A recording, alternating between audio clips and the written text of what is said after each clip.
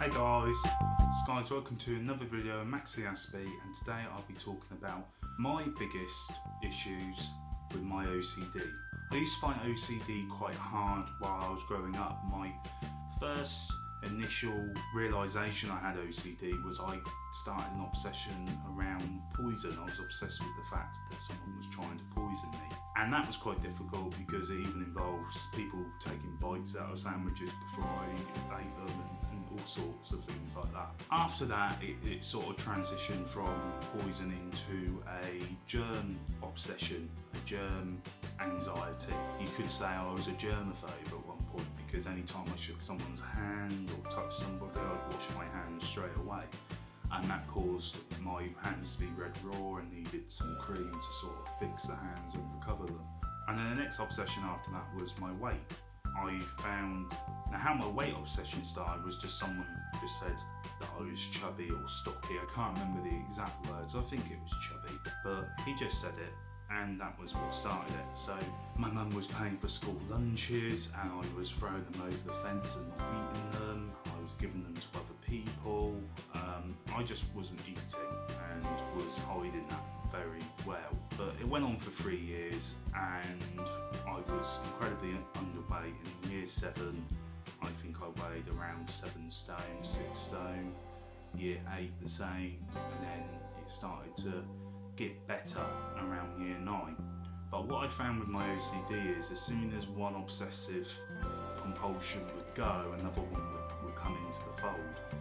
And I'd say the worst one for me was bad luck. I was obsessed with anything bad happening to someone I loved or something happening in my life, which ended up being any ritual you could think of, to the point where I would look across the street 100 times because I would need to do that, otherwise I thought my parents were going to die, or I'd have to empty a dishwasher at 12 o'clock at night, or my right foot would have to leave the curb every time I was walking across a road. I would have to jump on draining boards, anything I touched in the park, or sticks and stones and things like that I would have to put in my pockets and take home.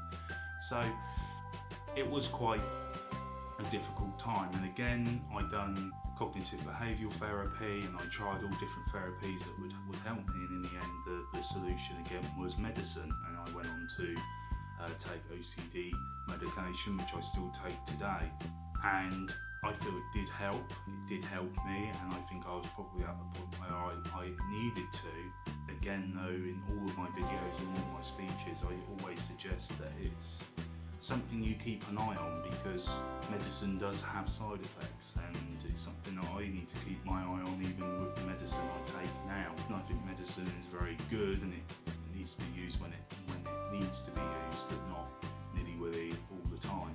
I think the biggest misconception around OCD is people just think that you've got to do it because it's got to be that way, and there's actually a lot more that comes with OCD. There's a lot of unlogical thinking that happens with OCD, compulsions that make you do things because you're afraid that something's going to happen. A lot of unlogical thinking, like someone's trying to poison you, or that you're fat in year 7 because you weigh 6 stone. You look at yourself in a way that other people don't see, and you think in ways that other people don't think, and that can be quite harmful for somebody who has got OCD but also has then got autism, ADHD and epilepsy as well, because it can then go on to their routine.